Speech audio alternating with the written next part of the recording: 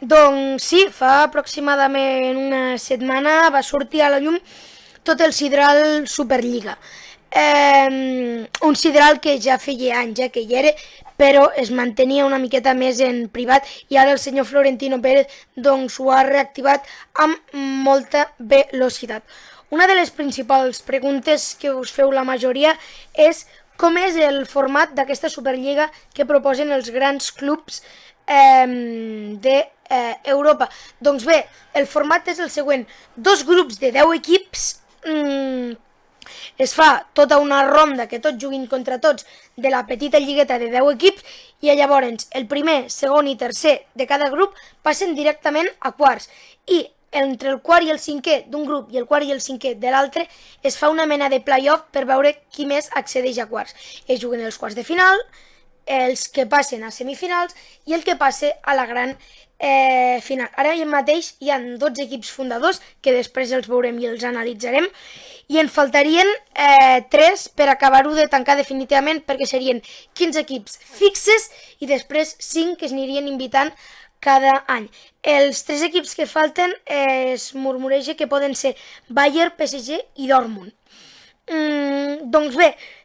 quins són els equips que ja 100% que són els fundadors, tot i que la majoria s'han acabat tirant endarrere? Doncs bé, els fundadors són el United, l'Arsenal, el Chelsea, el Tottenham, el City, el Liverpool, el Real Madrid, el Futbol Club Barcelona, l'Atlètic de Madrid, l'Inter de Milà, el Milan i la Juventus. Però com hem dit, el United, Chelsea, Arsenal, Tottenham, City, Liverpool, Atlètic de Madrid, Inter han anunciat ja que no volen participar finalment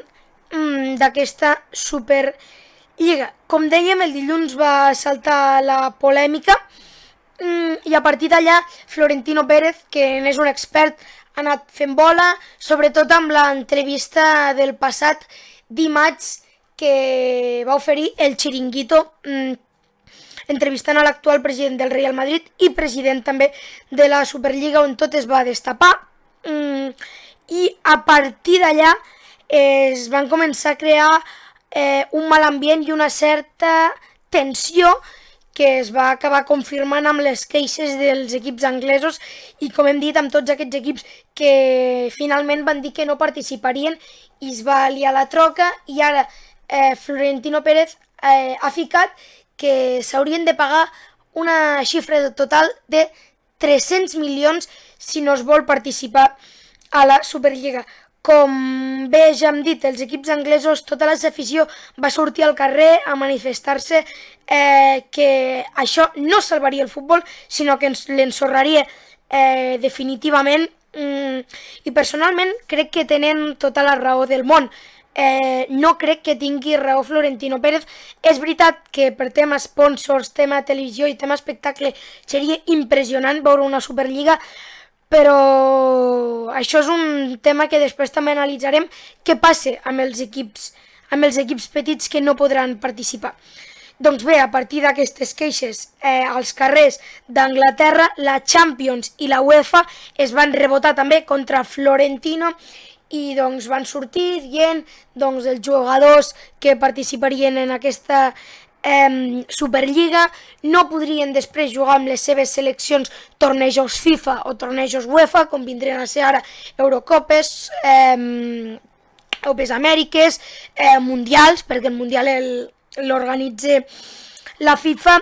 i s'ha anat liant la troca. Encara segueix tot molt liat, segueixen les discussions, segueixen les reunions als despatxos. Florentino Pérez segueix intentant que no se li desmonti la pel·lícula perfecta perquè, siguem sincers, econòmicament seria magnífic per als grans equips, com ara jo em fixo en el Barça, seria magnífic una Superliga per al Futbol Club Barcelona, perquè és que econòmicament parlant ara mateix el Barça no té absolutament res, però no té absolutament res de diners i òbviament per reconstruir un equip s'han de tenir diners. A partir de les queixes també de la UEFA, molts entrenadors i jugadors també van anar criticant la idea de la Superliga. Un dels que ho va fer més força, Josep Guardiola, s'han anat queixant, jugadors també, Gerard Piqué ho deia fa pocs dies en una entrevista, i clar, la UEFA, que és el que parlàvem abans, finalment en un comunicat ahir va oficialitzar que no, però clar, els equips que no es baixaven del carro de la Superliga, com vindria a ser ara el Real Madrid, hi havia la possibilitat de que no li deixessin disputar unes possibles semifinals de Champions davant del Chelsea. I també s'han filtrat informacions de la milionada, perquè és una milionada que cobrarien tant Barça com Real Madrid si s'acabessin proclamant campions de la Superliga. La milionada que cobrarien és increïble, 650 milions. I com dèiem abans, també és molt dolent això pels equips petits, com vindrien a ser, parlant d'equips de la Lliga Espanyola, el Betis, el Sevilla, el Villarreal,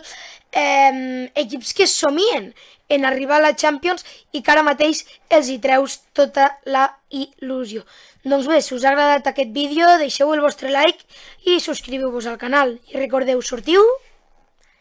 i disfruteu.